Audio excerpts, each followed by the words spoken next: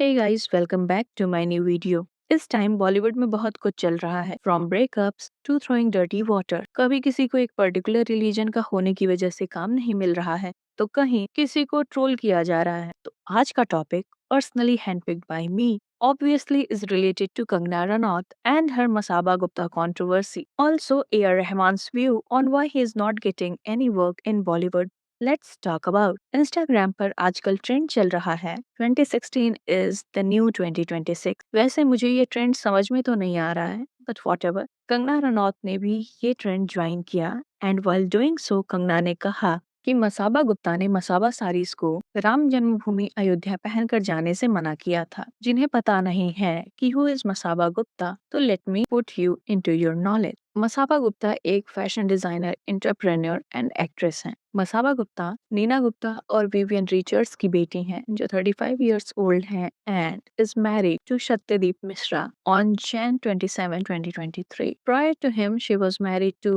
Madhu Mantina Verma from 2015 to 2019। Masaba ने acting भी की है इन Masaba Masaba that was released in 2020 and Modern Love Mumbai in 2022 and also in Valmiki की बंदूक that was released in 2010। Masaba का अपना फैशन डिजाइनर ब्रांड है that is House of Masaba। Masaba का जो ब्रांड है वो फेमस है for its prints, vibrant color and fusion of traditional Indian and modern styles। Masaba को क्वीन ऑफ प्रिंट्स भी कहते हैं and just for reference, Masaba and Kangana are good friend. Instagram पर ट्रेंड फॉलो करते हुए कंगना ने अपनी और मसाबा की पिक्चर्स पोस्ट करते हुए लिखा कि मसाबा ने कंगना को उनकी डिजाइनर साड़ी पहनने से मना किया था and overnight it became a controversy, क्योंकि यहाँ कंगना ने मसाबा के डिनाइल को रिलीजियसली लिंक करते हुए एलाबोरेट करके बताया कि इस इंसिडेंस को वो कभी नहीं भूलेंगी। तो हुआ क्या था कि कंगना मसाबा की साड़ी को पहनकर श्री राम जन्मभूमि के लिए अयोध्या जी जा रही थी।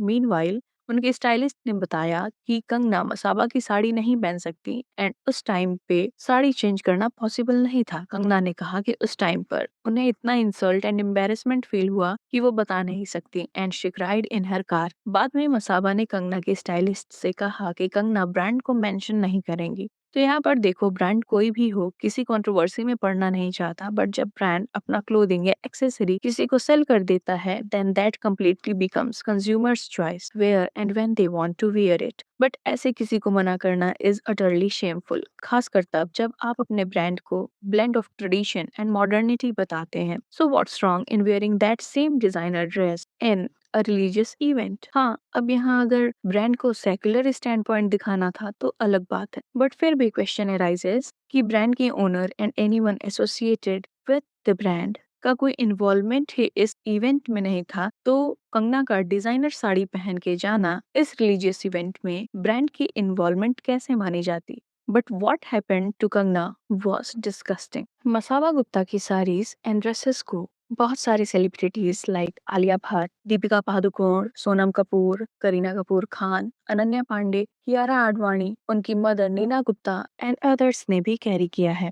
आलिया भट्ट ने Wills lifestyle India fashion week 2013, IIFA awards 2017, Harper's Bazaar bright 2017, Samsung campaign 2021 में मसाबा के डिजाइनर ड्रेस को कैरी किया था। रिसेंटली 2025 में आलिया ने मसाबा की heavily embroidered sari with Mughal and Rajasthani motive को कैरी किया था। आलिया भट्ट तो मसाबा गुप्ता के स्प्रिंग समर 2014 कलेक्शन की शो स्टॉपर भी रह चुकी हैं। दीपिका पादुकोण ने भी 2025 में वेव समिट 2025 के लिए मसाबा गुप्ता ड्रेस वेयर किया था। क्लियरली किसी ने भी मसाबा के ड्रेसेस को कल्चरल या रिलीजियस इवेंट्स में नहीं पहना था, तो शायद मसाबा ने इसे एक अनसेट लीगेसी मान लिया होगा under invisible terms of agreement that you cannot wear Masaba house designer dresses in religious events and even in public appearances. If you choose cultural blends, you have to go for a secular dresses like that one Alia wore. Coming to second, religious, spiritual or religion based controversy sparked by A.R. Rahman। A.R. Rahman ने clearly कहा कि अब उनको Bollywood industry में काम नहीं मिल रहा है, probably because of his religion। A.R. Rahman जैसा लीजेंड जो not only in India but in world famous है एंड उनकी म्यूजिक ने ऑस्कर्स भी जीता है, जब ऐसा कुछ A.R. रहमान जैसा renowned and successfully established musician बोलता है तो ये क्लियर है कि रिलीजन को as an agenda A R Rahman carry on कर रहे हैं। हाँ, ए आर रहमान की एक बात हो सकती है कि उनको इंडस्ट्री में काम नहीं मिल रहा होगा बिकॉज ऑफ लॉबिंग, और लॉबिंग फाइनेंशियल बेनिफिट्स को लेकर होती है बॉलीवुड में, and that two is handled by Bollywood mafias. And जिस इंडस्ट्री में पीक पोजीशन एंड लॉबिंग उस रिलीजन के हाथ में है जिससे खुद ए आर रहमान बिलोंग करते हैं, who could you blame for. और जितना मैं जानती हूँ, म्यूजिशियंस को रिप्लेस करने वाले भी ए आर रहमान ही थे इन हिज ओन स्टाइल। जब तक पावर आपके साथ अलाइन रहती है, सब कुछ हरा ही लगता है, एंड जैसे ही पावर शिफ्टिंग होती है, सब कुछ कॉन्स्पिरेसी एंड एजेंडा ड्रिवन लगने लगता है। एंड जब कंट्रोवर्सी हो गई इस स्टेटमेंट पर, तब ए आर रहमान उस पर सफाई देने लगे।